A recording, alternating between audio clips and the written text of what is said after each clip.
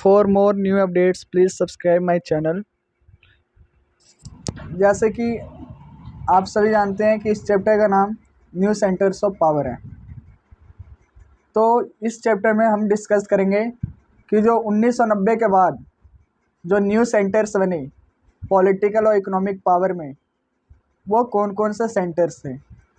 तो new centres of power में दो हिस्से बट गए, जैसे ऑर्गेनाइजेशन और कंट्रीज़। जैसे ऑर्गेनाइजेशन में हमारा हो गया European Union, ASEAN, BRICS, SAARC.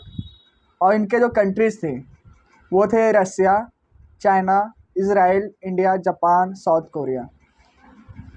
इसमें जो पहला पॉइंट था, after the end of Second World War America extended massive financial help for saving Europe economy. It was called the Marshall Plan. Second World War के बाद जो America था वो financial help करता है यूरोप को उसके इकोनॉमी को उठाने को, तो उसको मार्शल प्लान के नाम से भी जाना जाता है। अंडर सी मार्शल प्लान, जो मार्शल प्लान के अंदर था, जो ऑर्गेनाइजेशन था यूरोपियन इकोनॉमिक कोऑपरेशन का, वो इस्टेब्लिश किया गया 1948 में, और बाद में उसको स्टेट कॉरपोरेट ट्रेड और इकोनॉमिक इशू के नाम से भी जाना गया। जो तीसरा पॉइंट था, the council of Europe establish in 1949 for political corporation. जो काउंसिल ऑफ यूरोप एस्टेब्लिश हुआ 1949 में हुआ पॉलिटिकल कॉरपोरेशन को लेकर। इसमें 6 बेस्ट यूरोपियन कंट्रीज थे, जो कि थे France, West Germany, Italy, Belgium, the Netherland and the Luxembourg.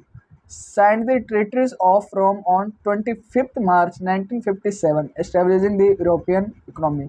ये सब देशों ने मिलकर, जो 6 यूरोपियन कंट्रीज है, ये सब मिलकर एक यूरोपियन इकोनॉमी बनाते हैं, जिसका नाम रखता है European economic community and the European atomic community. तो इसे दो नामों से जाना जाता है।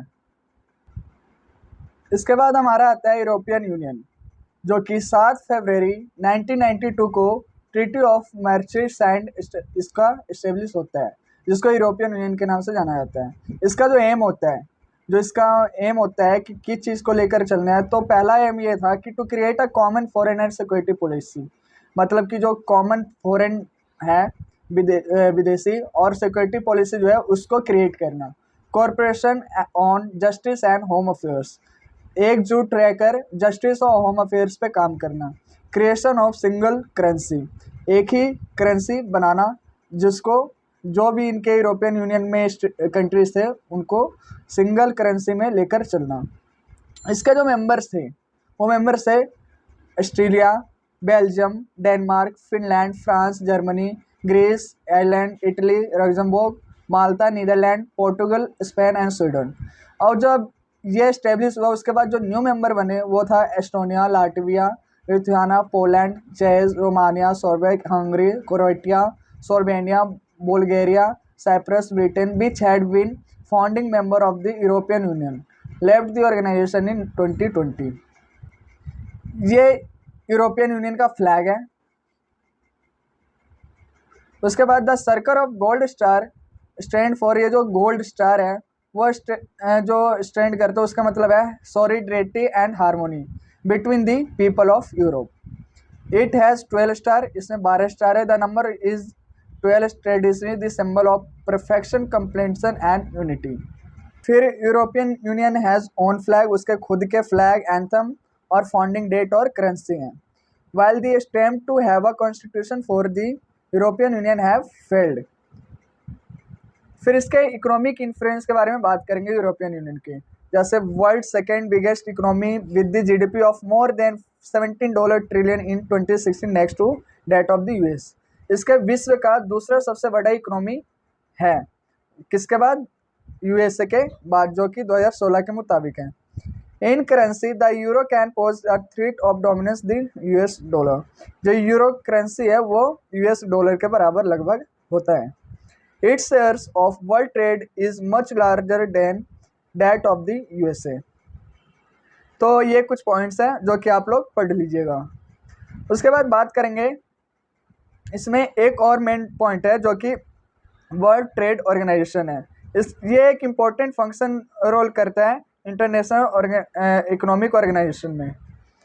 उसके बाद बात करेंगे political influence of European union. तो इसका जो फ्रांस जो मेंबर था यूरोपियन यूनियन का, वो परमानेंट सीट लेकर रहता है यूएनए में, जिसका मतलब United nation security council UNC में। फिर the European union include several non permanent members of the UNSC. फिर मिलिट्री इन्फ्लुएंस जो है इसका, तो मिलिट्री इन्फ्लुएंस आप पढ़ लीजिएगा। जैसे इसमें पहला पॉइंट है the European Union armed forces are the second largest in the world. जो यूरोपियन यूनियन के आर्म्ड फोर्सेस वो विश्व के दूसरे सबसे बड़े मिलिट्री फोर्स है। उसके बाद it's total spending on defence is second after the US. जो अपना पूरा टोटल खर्चा करता है वो पूरे विश्व और यूएसए के बाद दूसरे नंबर पे आता है। One European Union member state, France, also have a nuclear arsenals. It also the world's second most important source of space and communication technology. इसी के साथ ये पार्ट 1 था हमारा।